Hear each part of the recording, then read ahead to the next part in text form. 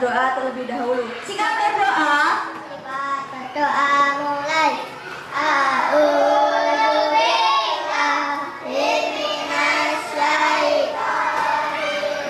Baik, terima kasih. Kelas 5A ada yang tidak berangkat?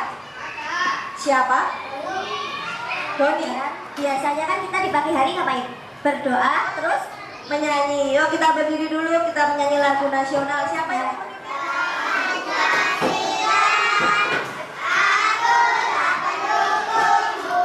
baik, terima kasih. Silakan duduk kembali. Pertemuan IPAS yang kemarin kita membahas apa? Di bab 1.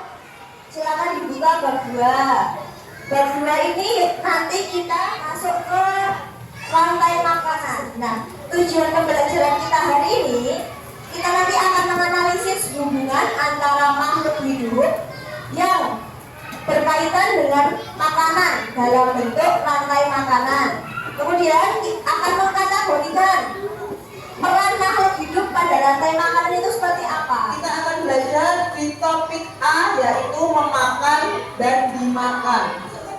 Sebelum kita masuk ke pembelajaran, Ibu ingin ice breaking dulu biar semangat. Silahkan kalian tebak siapa aku. Aku hewan darat, tapi aku suka berendam di air. Badanku besar sekali. Siapa kamu? Siapa? Oke, Kudanil. Betul sekali. Sudah ya? Nah, dari ketiga hewan tadi, kira-kira ada yang tahu nggak mereka hidup di mana? Ya, di alam. Di mana? Di sungai kah? Di laut, di hutan, di mana? Di hutan. Di sini ada rumput, ada kelinci, serigala, harimau, dan pengurai. Pengurai ini gabung. Bayangkan kalian seekor kelinci. Apa yang kalian takuti di dalam hutan? Kenapa takut harimau? Diterkam, dimakan. Oke. Makhluk hidup dapat berperan sebagai sumber energi atau sumber makanan bagi makhluk hidup lainnya, sehingga terjadi proses memakan dan dimakan antar makhluk hidup dalam suatu ekosistem. Coba ada gambar apa itu? Rumput, kelinci, dan ular. Apakah kamu dapat mengidentifikasi hubungan antara makhluk hidup pada gambar di samping? Apakah hubungannya ketiga gambar ini? Rumput, ada panah, kelinci, berarti apa? Apa?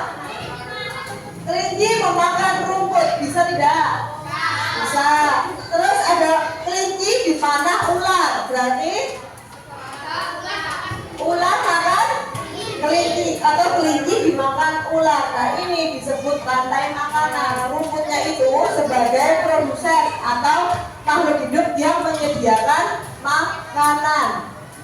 Rumput dimakan kelinci, kelinci dimakan ular. Rantai makanan itu adalah peristiwa memakan dan dimakan. Kayak tadi, contohnya itu ada tumbuhan atau rumput. Tumbuhan dapat menghasilkan makanan sendiri. Dari mana? Dari fotosintesis. Oleh karena itu, dalam sebuah ekosistem, tumbuhan selalu berperan menjadi produsen.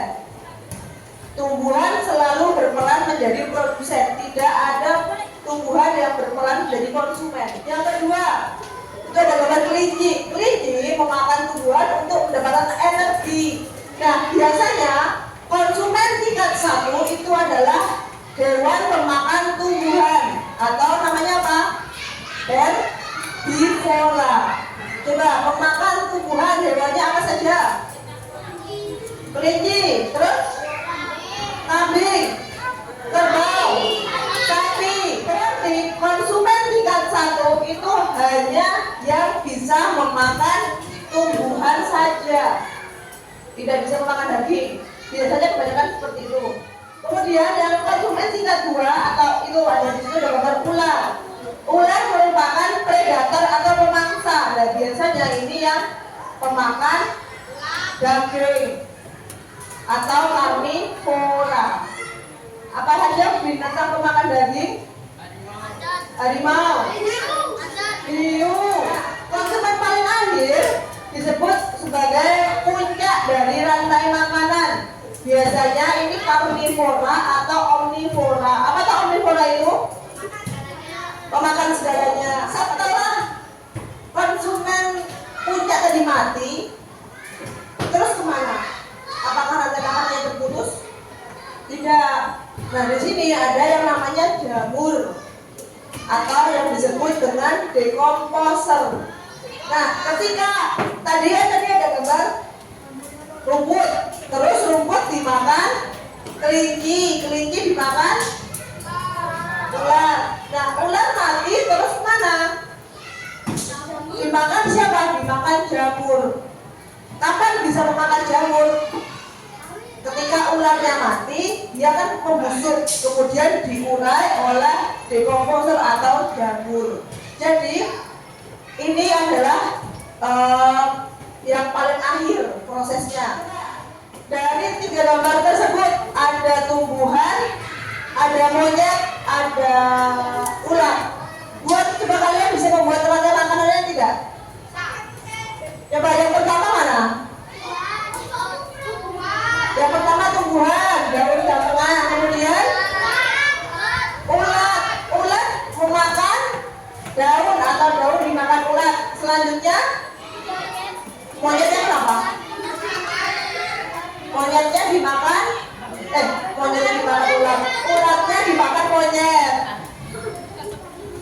Paham ya? Bisa ya? Oke, lanjut. Nah, tadi sudah rantai makanan di dalam hutan atau di ekosistem hutan. Nah, di sini ada ekosistem laut. Coba lihat, di sini ekosistem laut berperan sebagai produsen adalah tumbuhan yang tidak terlihat oleh mata kita. Contohnya fitoplankton. Fitoplankton atau bisa rumput laut, bisa yang lainnya juga. Dan di sini ada fitoplankton. Fitoplankton itu adalah produsen. Kalau di di hutan itu kayak rumput dan lain-lain. Kemudian dimakan zooplankton. Zooplankton itu tahu film SpongeBob? Tahu plankton? Ya, itu zooplankton. Zooplankton itu adalah hewan kecil. Hewan kecil. Ya kayak plankton itu hewan, tapi kalau fitoplankton dia tumbuhan, kalau zooplankton dia hewan kecil yang ada di dalam laut. Kemudian hewan kecil dimakan ikan kecil banyak banget ya jenisnya. Kemudian dimakan ikan sedang, dan terakhir dimakan ikan besar, bisa hiu, bisa paus. Nah, tadi itu kan contoh rantai makanan yang agak panjang. Nah, ini contoh rantai makanan pendek. Contohnya cuma rumput dimakan gajah, selesai. Contoh rantai makanan pendek yang lain, semisal tanaman yang sudah mati atau membusuk adalah sumber makanan dari mana? Dari siapa? Dari cacing tanah. Ada yang sudah pernah lihat cacing tanah? Sudah pernah? Di mana cacing tanah itu? Di tanah. Nah, di situ cacing tanah berperan sebagai dekomposer. Nah, ini merupakan contoh rantai makanan yang terjadi pada cacing tanah. Tanaman mati, membusuk, kemudian dimakan cacing tanah, kemudian cacing tanah dimakan burung. Bisa ya? Kita akan membuat kelompok. Kelompoknya terdiri dari 5 orang. Ini nanti ibu tunjuk yang namanya keluar adalah sebagai ketua kelompok.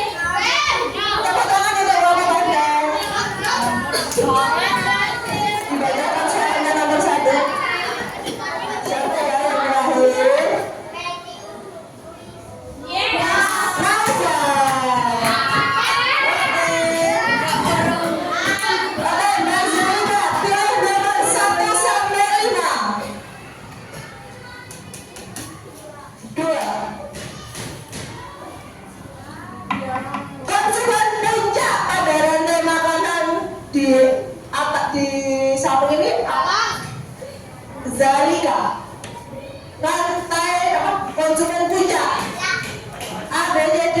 Jawabannya A. Burung elang. Oke, kita cek. Betul. Tadi kalian sudah belajar apa? Ekosistem. Apa saja?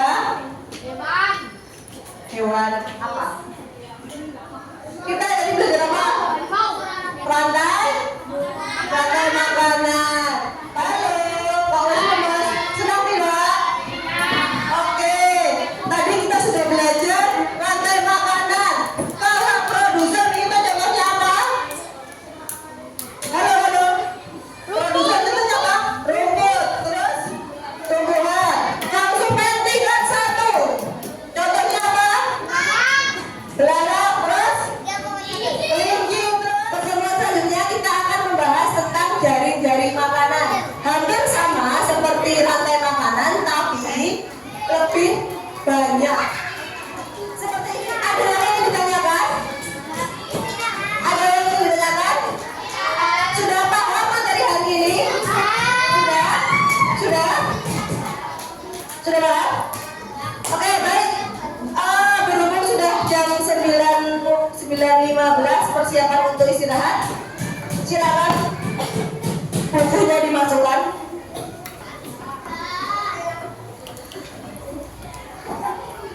Kita akhiri pembelajaran pada pagi hari ini dengan mengucapkan alhamdulillah.